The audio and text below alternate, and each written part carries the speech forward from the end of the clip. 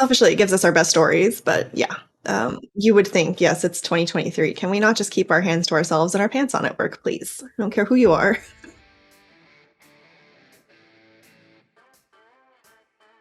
Good morning, HR.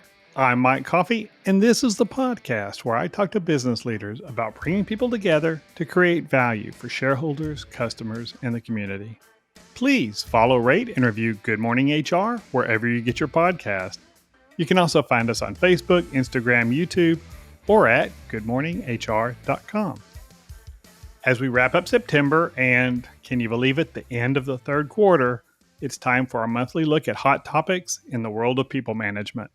And joining me this month is Kara Kelley. Kara is a previous guest on this podcast and runs Clinical HR LLC, an HR advisory firm for dental and medical practices. Welcome back to Good Morning HR, Kara. Thanks, Mike. I'm glad to be back. Well, it's been quite a year, and one of the hot topics all year, starting with really Colorado last year, has been pay transparency. And this month, a couple weeks ago, New York State's pay transparency law kicked in, which is requiring employers with more than 5 employees, I think, or 5 or more employees, to list pay ranges on all the job postings. And we've seen it come across, multiple states across the country.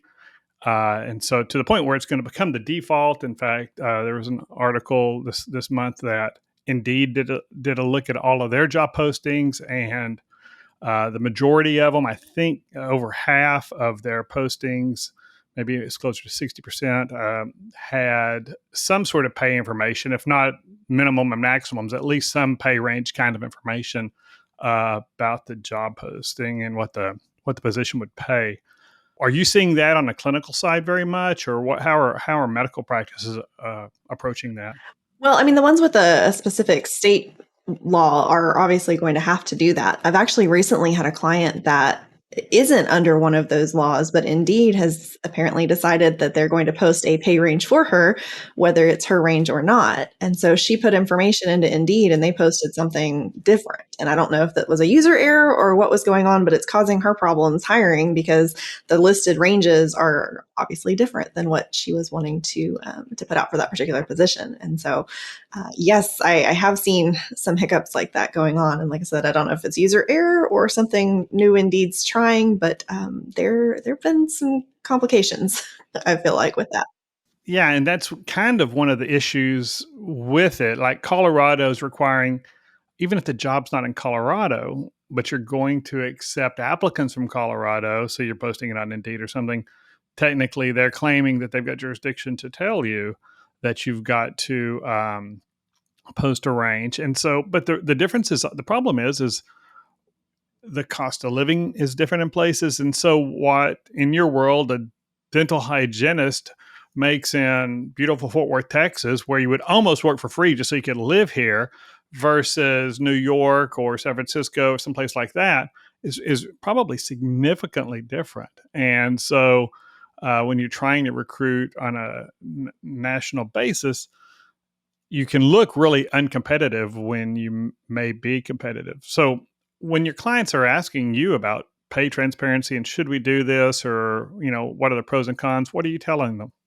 I mean, I've always been an advocate for pay transparency. You know what you're going to pay for the position. You know what your range is. I understand the old school thinking of not making that be the one thing, but employees are making, your job candidates are making business decisions for themselves, just like you're making a decision for yourself as a business. So why not just share that? Let people self-select out and have a process, have a clear, transparent process for why you're paying what you're paying for that role. And then we don't have these problems. And I think that's the big argument for it. And I don't see a reason to keep pay secret. And why would you, if you're, like the term engineer, there are all levels of engineers and a lot of companies, and we work with a lot of smaller engineering and accounting firms, and a lot of them don't have real detailed pay bands as far as engineer level 1, engineer level 2. They're making decisions. They've got, maybe they've got 40 or 50 engineers or 40 or 50 accountants even, and they're making decisions based on that individual productivity and workload. So But if you're looking for somebody and what we're looking for here is more of an entry level accountant or engineer, and we're willing to pay, $60,000 to $75,000 a year for this role, post that so that engineer who's looking for a 150K job isn't going to waste his time or her time and your time. And I think that's the best argument for it. Of course, that's not the argument legislators are making, and it's not the reason legislators are making those arguments. They're concerned about pay inequities. And what we hear all Correct. the time is that women are paid significantly less than men and technically, when you look across all jobs and what women make for all the jobs women have in the country and what men make for all the jobs men have, it's roughly 83 cents on the dollar. But it gets down to a 1% difference when you're looking at the same job and the same experience level. And so you're talking now, that's still 1% is still significant over a career. $100,000 position, that's $1,000 a year, and adds up quite quickly over a career of compound interest and savings and things like that. So it's not to say you should minimize it, but that 1% is going to get lost inside of a pay range anyway. So it's not going to show up. And so I don't see how this solves that particular problem, but I just think it makes HR more efficient and makes it easier on the recruiters. It does. And I mean, it's still a valid argument to, to want to have pay equality and want to make sure that we're Sure. not discriminating based on it. And I understand the employer's argument against it as well, that they don't want to post the position because, oh my goodness, what if one of their team members who's making less than what they're having to hire for sees it? Oh, they might have to increase wages across the board. Oh my. Well, that's the reality of it. You think they're not looking at the other job posts that your competitors are posting or that other people in other fields, other professions are posting and seeing what the wages are there? They're going to see it anyways. So just post it. The problem is we have inflation, and we're coming out of a time of pretty significant wage inflation, and so in order to get those two or three positions that you had to fill in this sector, you may have paid them more to get them in the door, with the intent of holding on at that salary for a longer period of time, so until the rest of the team catches up. But when everybody knows about it, suddenly you've got to make a decision as an employer, right? Are we going to raise everybody else? Are we really going to lock ourselves into this pay range when we know the market's going to loosen up and we'll be able to hire people for a more efficient pay rate at some point in probably the near future, 18 months or so? And that's just a kind of decision employers have to make. And I'm not sure that any circumstance there's a right or wrong answer how you do that. I think when we had the Great Resignation and all of those concerns, and labor got more and more expensive, a lot of employers rushed to become a lot more competitive on pay, and I think they're going to pay the consequences for that. I think that some employers were certainly employers I've talked to recently, as all of their other expenses have gone up, and they're trying to figure out how they become more competitive and stay efficient. Now they're saying, we hired these people at this level, but we see this whole pool of talent out here that's willing now to work for a lesser percentage, and that's just how the market is. So but once you've got somebody in at a salary, you've kind of tied your hands as to what your flexibility is in that area. Yeah, I can imagine their morale and productivity is not going to increase if you come back to them and say, well, the market's changed, and so we're going to decrease your pay this month. Oh yeah. Good luck trying to do that. But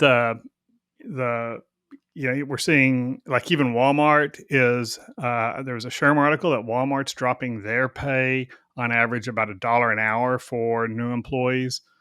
And so somebody's been in this job for 3 months, and now I'm coming in and I'm going to make $1 less. And we would all love, in a perfect world, that our employees not talk about salary with each other, but of course they've got the right to under the National Labor Relations Act, and they're going to anyway. And so, it just, how do you manage that, and how do you deal with that as an employer? You just got to make decisions, and sometimes you just have to say, that's the situation we found ourselves in, and this is the market now. And you want to work here, we'd love to have you at this rate. Well, and taking a look at the rest of their compensation package as well, taking a look at the benefits that they're offering. It's not just about that hourly rate or that salary. And we can talk about culture, and people say people don't, leave jobs just for money, but they do sometimes. And sometimes that is the reason. And people don't leave jobs, they leave bosses. Well, they leave maybe bosses who don't pay them the way they want to be paid too, or they leave bosses who, or they go to bosses who are willing to pay them more. And that's fair, right? That's just the reality. But we're always, I think, going to have this pay inequity between people who entered an organization at different times. And I don't know if there's an easy way to correct that. We're small enough of an organization that 22 team members, so that ours is really transparent. Everybody pretty much knows what competency somebody's checked out on, and so we pay according to the competencies that they've been assessed for. And so you can pretty much figure out what anybody's making, and everybody's on that same scale too. So when we raise it across the board. But a large organization that's really trying to, especially something like Walmart with tiny margins, that is just a very narrow, high volume, narrow margin business, and so they don't really have a lot of choices there. No, they don't. And you can look at other industries as well. Restaurant industries, ones that have narrower margins. Honestly, even sometimes in healthcare, we see that if it's a practice that takes insurance, is a PPO practice, they're limited to what they can do. They can't typically just go out and decide that they want to increase all of their fees. They're under a contract with the insurance company, so they have some limitations there as well. Now, granted, their profit margins are significantly higher than Walmart's, but typically, but even so, they still have those same struggles. Yeah, and in that environment, if they're taking Medicare, Medicaid patients, and those kinds of things, that's really going to tighten their margins as well and give them the ability. And that's why I think in a lot of medical practices, you almost never see your doctor anymore. You see PAs, which I've been thrilled with. I mean, I've had no problems with, but everybody's looking for a way to deliver things as inexpensively as possible. Well, sometimes they go the opposite direction where they become a fee for service practice where they're cash based, they don't take insurances, or they're out of network and don't take insurances. And then they have a lot more control over the situation. So while we're still on compensation, what other areas around pay are you hearing employers? Are your clients telling you that it's getting easier to hire people, especially because you're healthcare? So many people exited healthcare after the pandemic Yeah, ended. it's not getting easier right now. So like you said, so many have exited for many reasons. And I don't think the pandemic created these problems. I think the pandemic compounded the problem. But they had some of these issues beforehand. They had team members that were marked as part-time, so they wouldn't get benefits, or they wouldn't get benefits for a very long time, like an unreasonably long time, no paid holidays for a year, kind of thing. So I think that more opportunities. The fact that we have remote work is definitely more prevalent now. Just a lot of more flexibility in the job market. A lot of people starting side gigs and side hustles that are turning into full-time income for them. There's a lot of people that left for a lot of reasons, and not as many coming back into the market. So I don't foresee it getting easier anytime soon. Like you're projecting maybe another 12 to 18 months out, but probably not by the end of this year. No, and I think we lost a lot of those kind of frontline workers to gig jobs, and right now they enjoy that flexibility, but it comes with a certain amount of unpredictability. And when the economy turns, as I believe we may be doing right now, that there may be less demand for some of that stuff, and they may people may be looking at coming back to some of the more traditional full-time regular employment. Hopefully.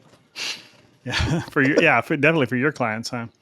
There's also, and we'll put a link in the show notes. There's hrdive.com is keeping a running list of all the pay transparency laws around the country that I thought was interesting. So if you've got operations in multiple jurisdictions, you may want to take a look at that. And again, we'll include that all in the show notes.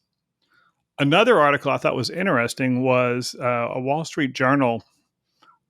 I couldn't tell if it was an opinion piece or a news article, but The title was "Try Hard, but Not That Hard." 85% is the magic number for productivity.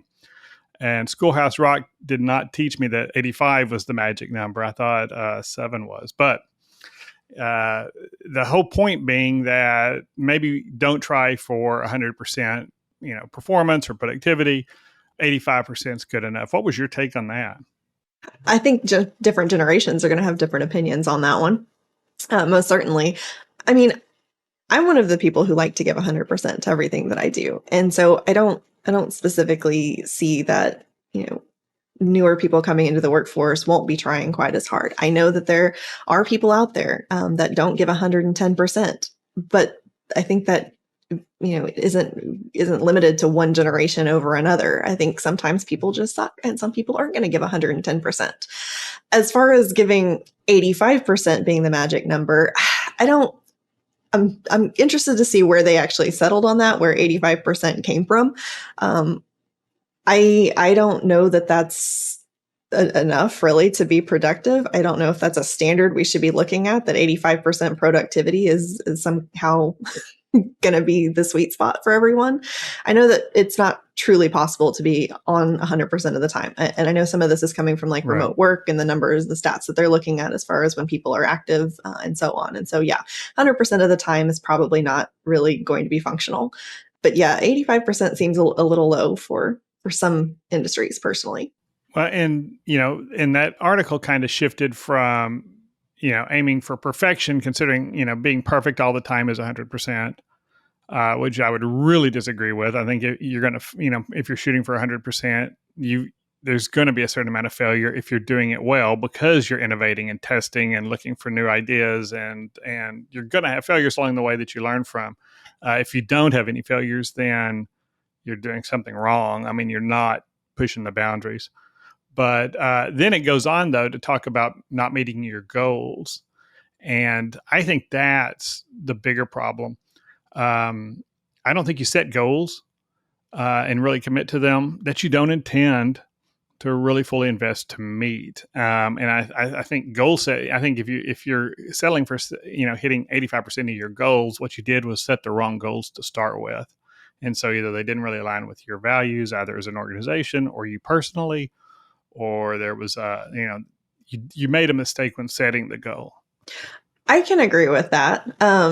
The difference between hitting 85% of your goals and giving 85% effort, I think you can still hit 100% of your goals if you give 85% effort, depending on what the goal is, right? I think it also depends on what your position is and what your field is. Not every position is going to be innovating. Some people are just truly doing the job. They're doing the tasks. They're doing things like data entry. You're not necessarily going to need to innovate for something like data entry. You do the job. And so I give it my best effort personally, but that's just me. Well, I think from an employer point of view, we've got to realize that, well, first of all, that everyone, including me, we're all always underperforming. If I'm, there's always something else I can do to Get optimize my better. performance. Yeah, incrementally. Yeah.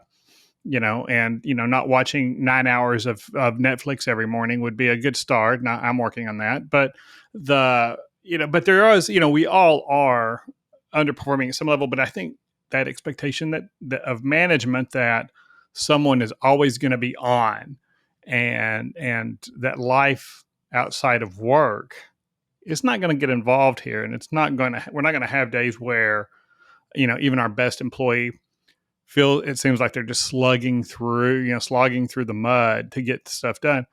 That's going to happen. And I think that's something that managers need to really realize when they're setting goals and trying to figure out what productivity is about on their team. Yeah, absolutely. And as you bring up people not bringing really their whole self to work, there was a stat from Chris Moreland, who wrote the book Blind Attraction to Certainty. And he says that on average, people only bring about 65% of themselves to work because they don't feel safe in being vulnerable and bringing their whole human to work. And so that may play a factor in their productivity as well. Sure. Yeah. And it makes perfect sense, right? If and how, it used to be when I got into HR when you were in elementary school, that was, there was this hard line. You leave work at work and home at home, and those things never cross, oil and water. It wasn't the truth. It didn't really happen that way, but that's what you were constantly told. And I think if anything, this generation of employee is just being more honest about it, and you know the whether it's hypocrisy or just cognitive dissonance of saying one thing and actually doing another, they're not buying it. And we have certainly over my career become a much more inclusive society, and workplaces have become, and there are things that I see regularly that even when I started this company 25 years ago, we wouldn't have seen. And my opinions have changed. And you know, I've become more relaxed about stuff. I had a leader in my organization some time ago who, if a woman wore open toe shoes and especially sandals to work, she would have just freaked out. And I never understood that. But now you look around and especially if your employees are remote, they're probably barefoot half the time. So it's and what was the difference? I mean, I don't want people walking around. I also had an employee once who had those rubber shoes with the little toes in them, and he wore those, and I thought that was always an interesting and odd choice. But he was a highly productive employee, so I didn't care as long as the work was getting done. That's the mentality that matters, though, is as long as the work is getting done. Do we really need to have our nose to the grindstone 100% of the time? Are we Right. paying on the results of the work? Or are we paying on butt in the chair time? If the goals you've set are actually getting achieved, do you really need to be at work all the time, on all the time, 100% of the time? And I still encounter some of that mentality that carries over from whenever you first started practicing in HR.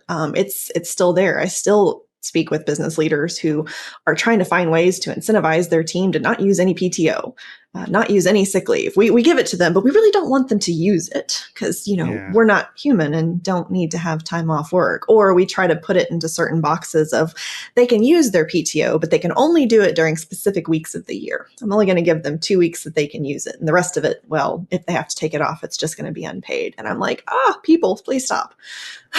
Right. Yeah. It's just that is going to ensure that your employees aren't giving you 100% if they haven't had the R&R and downtime and time with their family. And now, after you know COVID and everything else, where we worked remote, where a lot of people were able to work remote, they've a lot of those employees have grown accustomed to the flexibility that came with that. And a lot of employers are trying to take that away now and reel that in a little bit, and maybe they'll be successful. I mean, I think they'll be successful in environments where their labor is relatively low skill, and there's an ample source of it. But Mhm. if you're not just putting tab A and slot A all day long, you're looking for people who with initiative, who are problem solvers, whatever it is. Then you've got to figure out what how you incentivize those people to come work for you and stay working for you, and that's often going to be a certain amount of flexibility now. No, absolutely. And it's going to depend on the industry, I feel. I keep seeing articles about returning to work. And because I work in healthcare, they've returned to work since May of 2020 in a lot of states, at Yeah. least in Texas anyway, and shortly thereafter for other states. So for my clients and their team, they've been back at work. And I know that is the case for a lot of other essential workers as well. They were working through the pandemic. So return to work is not something for them. They have to deal with more of the burnout side of motivating productivity and whether or not people are on site, remote, flexible, this or that. Yeah, and managers need to realize that. And also it goes back to budgeting. Like when we're doing our cost accounting, so much of what we do either on the consulting side or on the background investigation side is people, it's people effort. And so I know I pay, an analyst who's doing this work X dollars an hour. And so if it's going to be a 1 hour job, I have to include more than that 1 hour of effort though, because when I'm budgeting, and I don't want my employees to hear this, but I'm budgeting against 80% productivity. Okay. So if I need, I'm assuming that that employee is not going to be fully productive for that entire hour. And we do that when we're setting goals and everything else, because I know, and I'm being generous there because because my employees are actually much more productive than that.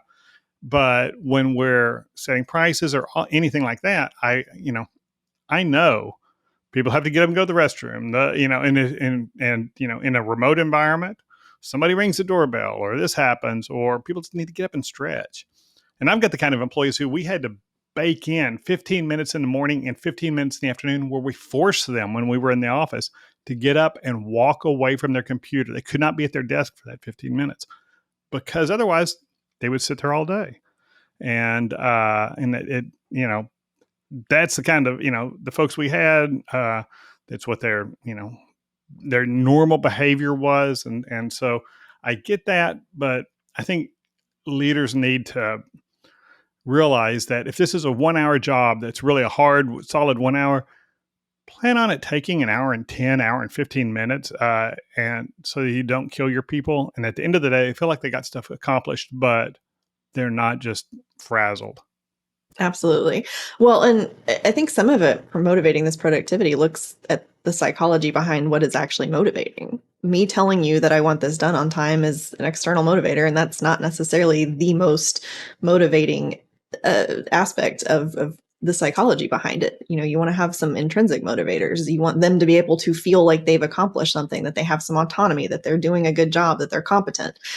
Those are the kinds of things that are really going to motivate that productivity. If you let them have those wins throughout the day versus saying, all right, that deadline, you passed the deadline, you're by 2 minutes. Work is just absolutely just not, I can't praise you at all because you missed this deadline. So if you have some more realistic expectations of them and allow them to have those little internal wins throughout the day, you're likely to get more productivity than you would otherwise. Productivity is motivated, not regulated. That's very true, but Kara, that's too hard. It's I just know. I'm easier if I just sorry. tell What my was I employees to thinking? do their damn job, right? That's Sorry. and unfortunately we have a lot of managers out there who weren't really trained to be managers.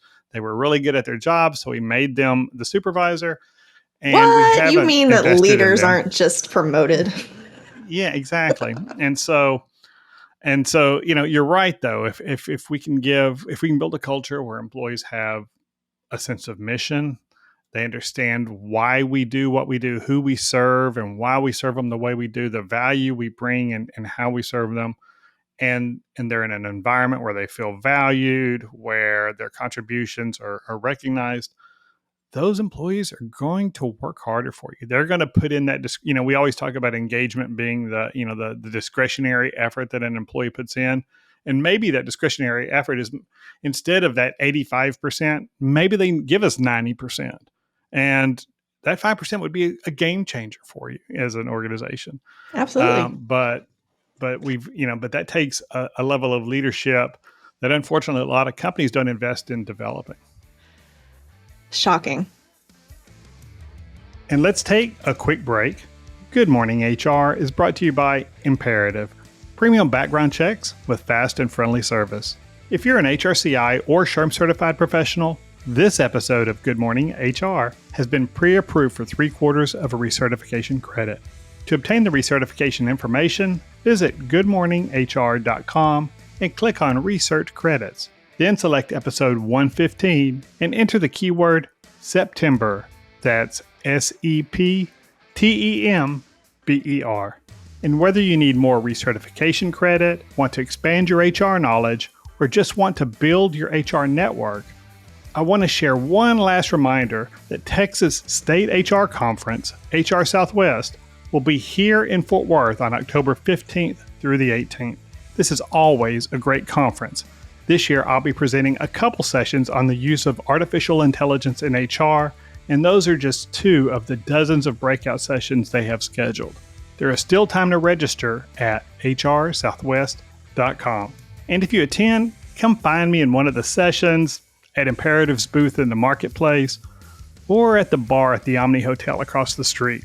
In fact, if you come up to me and whisper, Be well, do good, and keep your chin up. I'll buy you a drink. And now back to my conversation with Kara Kelley.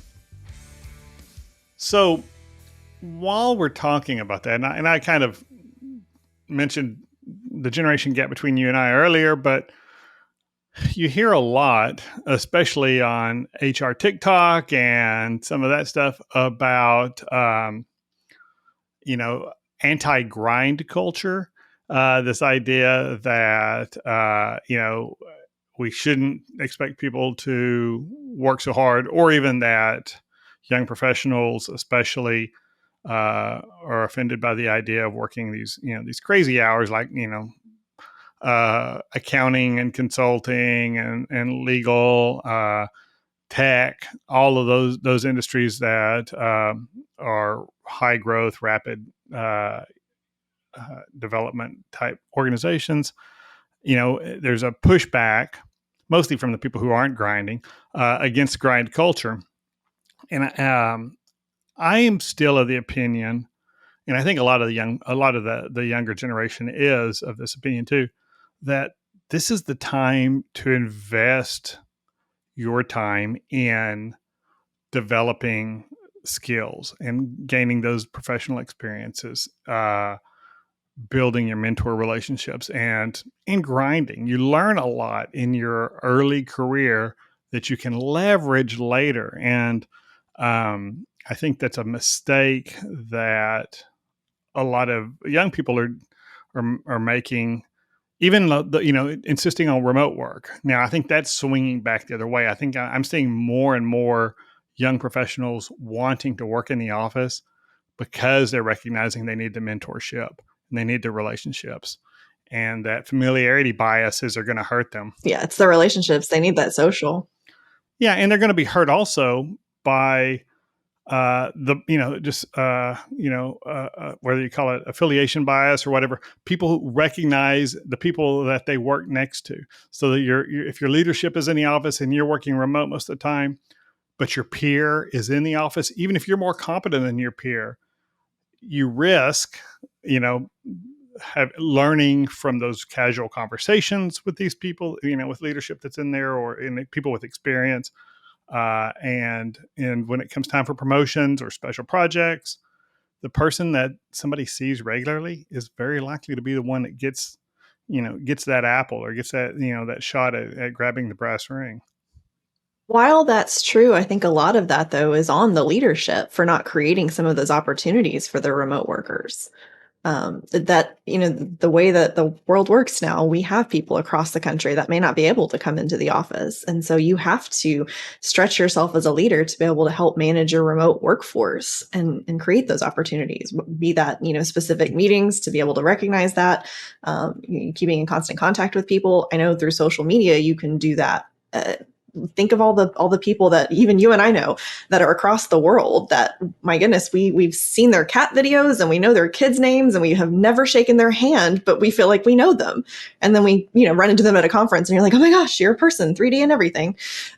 And so it is possible to have that kind of connection with somebody without seeing them in the office every single day. You just have to make that effort. Yeah, and the organizations have to be really intentional on having structures for that mentorship and those relationships. But again, I think a lot of these young people are realizing it's never going to be the same. You're not going to have the water cooler conversations. You're not going to have just people knowing and trusting. If you're on a team of 15 people, and there's some of them are in the office all the time and some are on a hybrid schedule and don't come in you're going to be at a disadvantage. But on the other side, back to the grinding thing, I think that getting the folks who I really think young people are going to miss the boat if they're not willing to, for lack of a better term, grind. I mean, and I'm not saying work yourself to a nub. I'm not saying be the law firm associate who put in works the effort 70 to get hours the a week. experience. Right.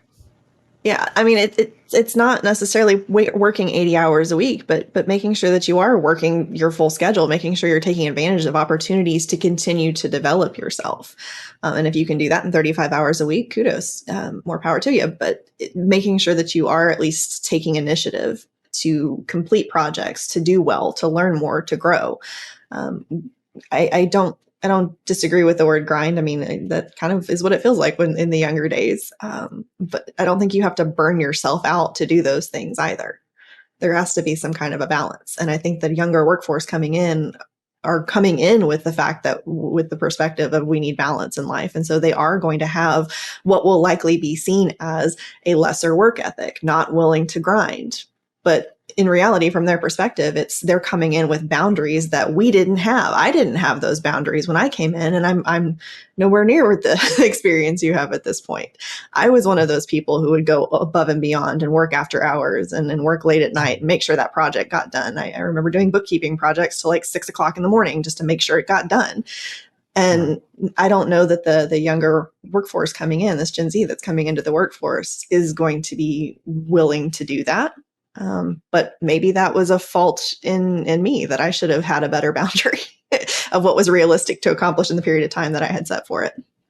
Yeah, but the reality is we've all got our own priorities, right? And Mm-hmm. so your peer, if you're a young person, your peer who's willing to grind it out and work when they need to, maybe not every day, but when there's something due and it's 5 o'clock, and let's say we're talking about exempt employees, and it's 5 o'clock and their peers all go home, but they say, yeah, I want to get this done and make sure that this is, done well and on time. And they grind out a few extra hours and they consistently do that over time. They're going to be the star in the organization. And so, as going back to pay transparency, those are things that are hard to measure over time when you're comparing employee A, employee B. But that employee who delivers is more valuable to the organization. And the organization is going to miss that person more than the person who just walks out the door at 5 o'clock. And I think that's totally fair from a comp point of view for the employer. That this person delivers more value and we're going to compensate them. I can agree, but how long is that person going to stay? Because if they're working till 8 or 9 o'clock at night, grinding things out and go home and have no family life, no family time, end up divorced, end up unhappy and depressed, and they quit their job sooner, versus the person who put a little bit more balance into their life and could possibly stay with the organization longer, who's really the more valuable employee over a length of time? Well, and I think that's true. And I think an employer who sees that employee who's working 10 or 11-hour days, or even 10-hour days, let's say 5 days a week, grinding it out like that, they need to sit down and have a conversation with that person.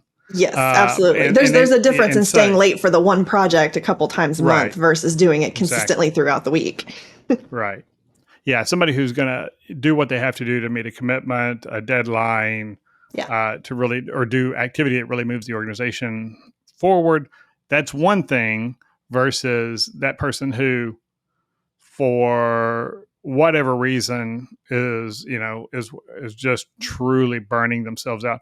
That's where you hope an employer is going to say, "Hey, I noticed you haven't taken any PTO recently, and I've noticed you've been here late every night.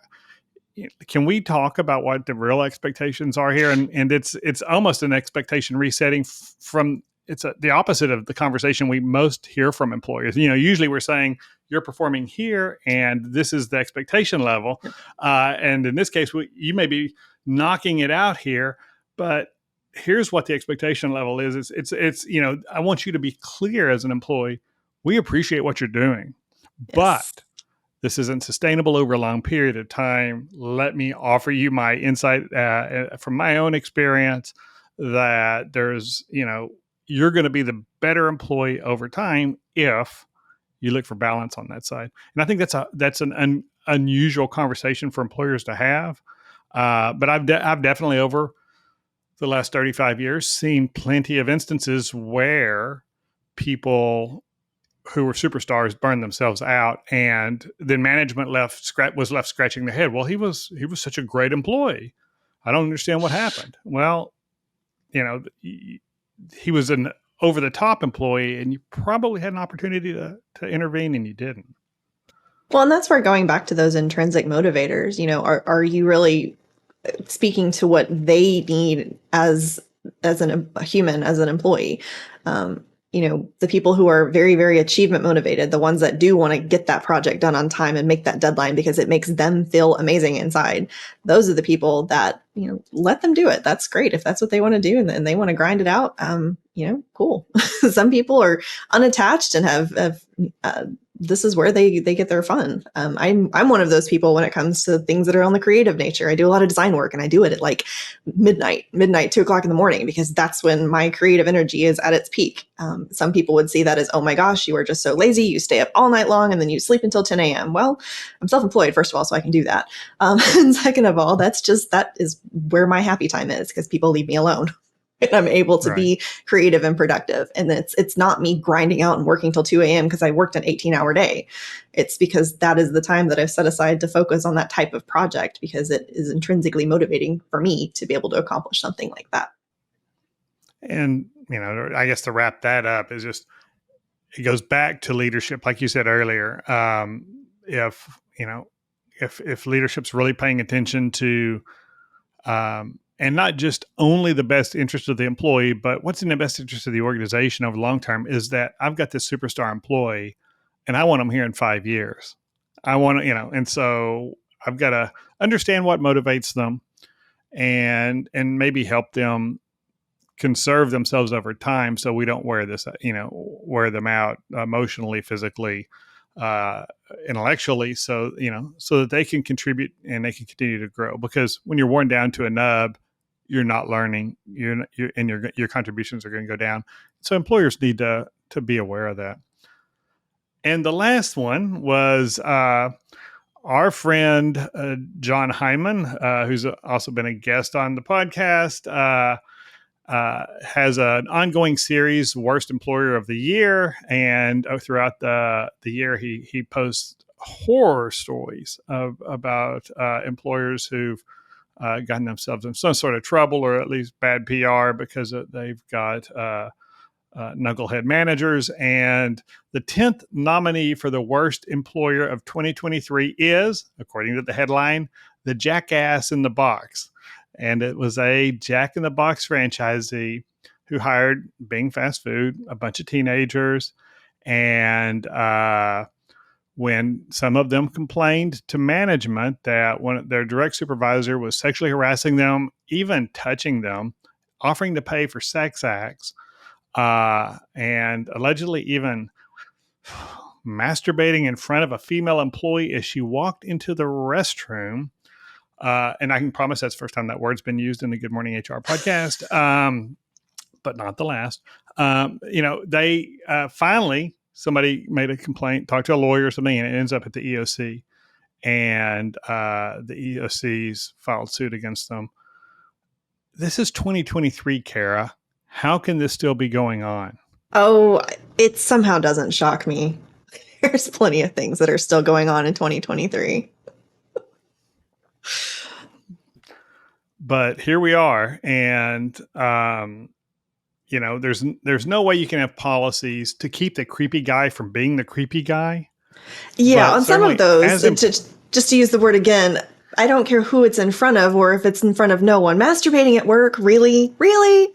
Come on, y'all. yeah, it's just icky, and you're not going to stop the creepy guy from being the creepy guy. But as the employer, as a leader in the organization, as soon as it's brought to your attention, you've got to investigate and you've got to take remediation. You got to take action to stop that from happening.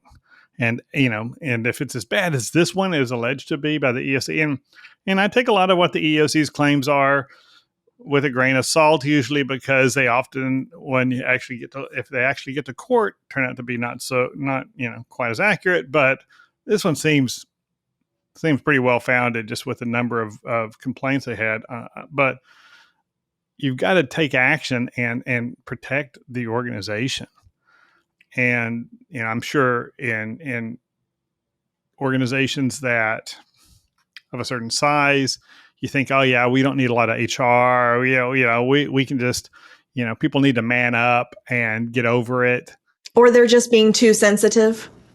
Yeah, just being too sensitive, and this is the real world, but these are teenagers, and I can't imagine that somebody would complain to a field manager, in the hospitality world at a higher level, and they don't do anything about it.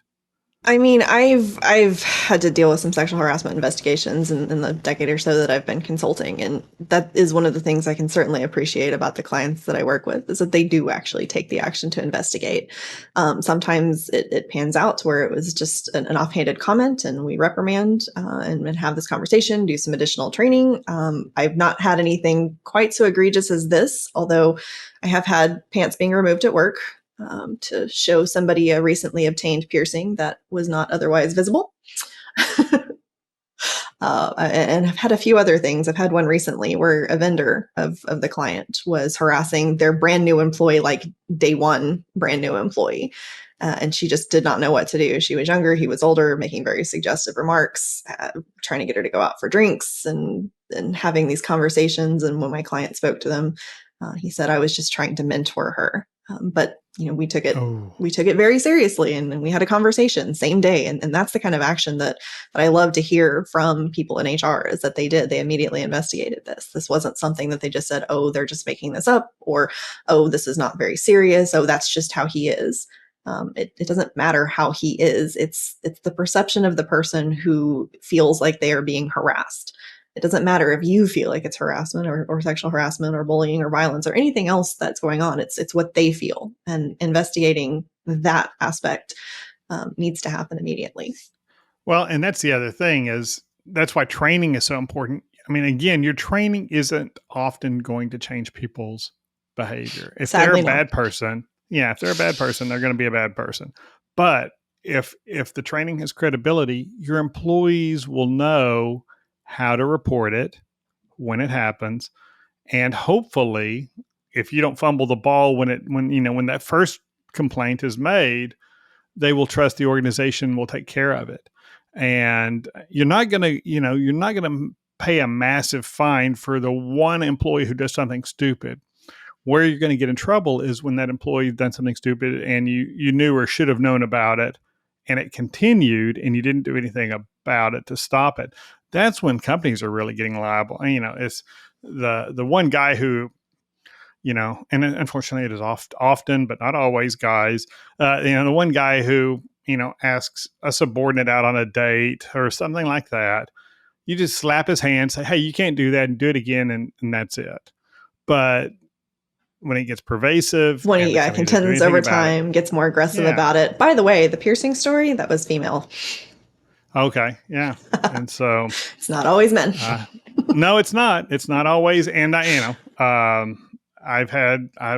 done my and employee relation investigations are my favorite thing in the world. Give me a manager who can't keep his hands to himself, and I've got a great day ahead of me. It's just the most interesting, engaging stuff.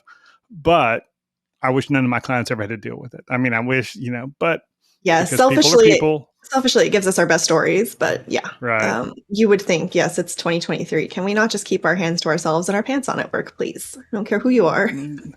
And there we have the title of this episode. Can we just keep our pants on at work, please? That's HR News. Can we just keep our pants on, please? There we go. Well, Kara, that is all the time we have. Thank you for joining me. It was fun. Absolutely. Thank you for having me back. I always love our conversations. And thank you for listening.